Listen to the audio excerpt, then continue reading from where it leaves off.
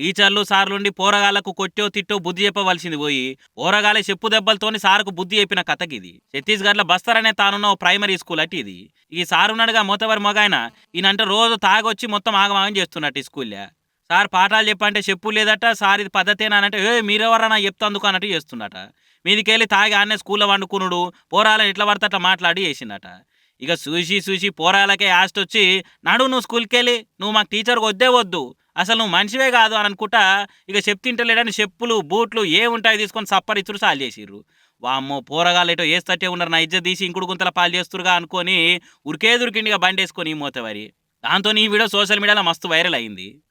పోరగాలతోని చెప్పు దెబ్బలు తింటానికి సిగ్గులేదురా వారి అని ఆ సార్ను మస్తు కరుచుకుంటుర్రు. అయినా పిల్లలకు చదువు చెప్పే కొలువంటే ఎంత పవిత్రంగా ఉండాలి ఏం కథ. అరే నలుగురికి మంచి చెప్పవలసిన జాగాలుండి నువ్వు గిదారా చేసేదని సోషల్ మీడియాలో కూడా బాగానే సొట్లు పెడుతున్నారు వీని చూసి. ఇక చూసి చూసి ఆస్టకొచ్చి పిల్లలు చేసిన పని కూడా మంచినే ఉందనుకుంటా ఇంకొందరు సపోర్ట్ చేస్తున్నారు వాళ్ళకు.